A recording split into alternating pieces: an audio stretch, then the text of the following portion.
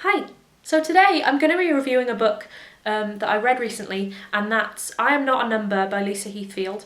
Lisa Heathfield is one of my favourite authors. She's on my list of like auto-buy authors, so people who, if a book comes out, I will just buy the book no matter what it is. I've read all of her books so far. There are Seed, Paper Butterflies, and Flight of a Starling. I think that's all of them. If I'm missing one, then I'm sorry, but I think that's them all. And now this came out this year, very recently. I read it around the time I went to Yelk, and I got it signed by Lisa here. So I'll quickly read you the blurb. This might sound like it's basically just retelling today's political climate, but I'll talk about that in a sec. Here's the blurb. The traditional party have been voted in, but now they want to silence those who oppose them. When 15-year-old Ruby and her family rebel, they are taken to a prison camp far from home. Ruby becomes known as number 276. Faced with unimaginable horrors, Ruby has to find a way to save herself and the people she loves, and let the world know what is happening. A powerful story about friendship, first love, and finding the strength to survive. So this is basically, I kind of didn't realise until I read the author's note at the very end of the book, but Lisa Heathfield actually based the book on people's like true life stories and accounts of the Holocaust during World War II, and she kind of, the prison camp in this was kind of, she did a lot of research into people's stories of concentration camps and things, and it's a heavy book, I'll say that. It's got so much hope and kind of some really good positive messages about people kind of rebelling against the parties that want to change the world in a bad way. I'm pretty sure we all know some political leaders today that are like that. I'm not going to mention any names, but there are a lot of elements of this book that are kind of scarily realistic for today, which is why I think this is the perfect time for this book to be released, because it kind of makes you realise that these parties that are in power today could kind of go a little bit too extreme, and we're kind of seeing that in a way, you know, with Trump and the wall, and with kids being taken away from their parents and things. You wouldn't think that some of the stuff going on in the actual world today isn't a dystopian novel, but there you go. Lisa Heathfield's book kind of explores that in a lot of depth, and it follows Ruby and her family, who are taken to one of these prison camps because they support the core party, who are the opposing party to the traditional party, which they kind of have all the very conservative views about how teenagers shouldn't be in relationships because, you know, sex is for after marriage, and things like basically just people aren't allowed any freedom if it's not with their very conservative views. Sounds familiar, right?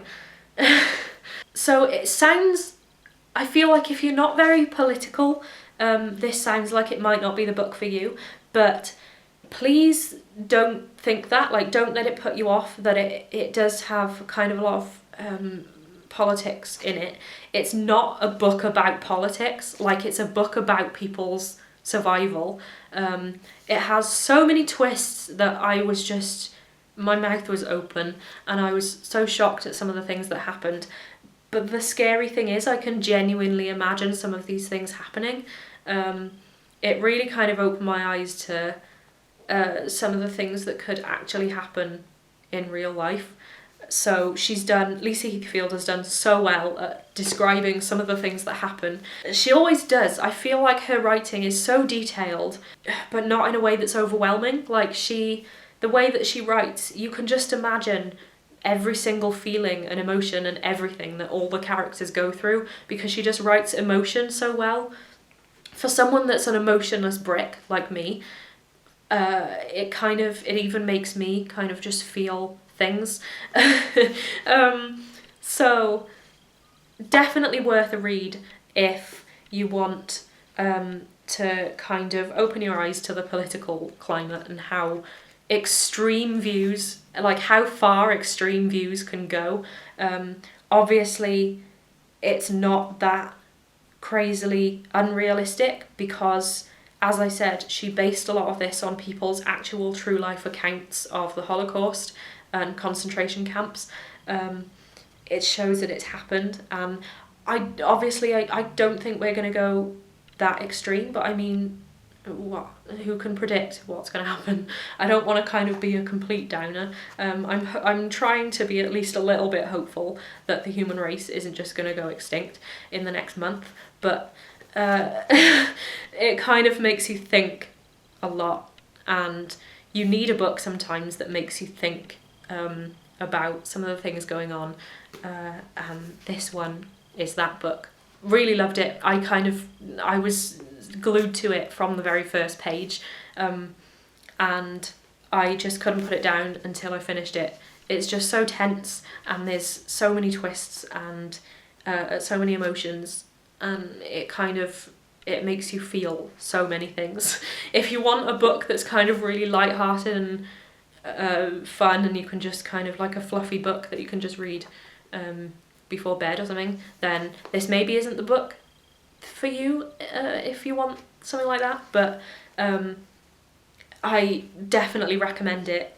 I think everyone needs to read it, just to kind of open your eyes to some of the things going on in the world and how extreme things can get.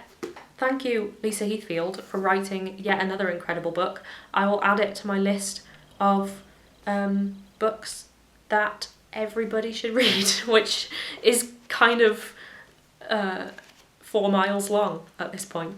So have you read any books recently that have kind of made you think a lot about either today's politics or climate or anything?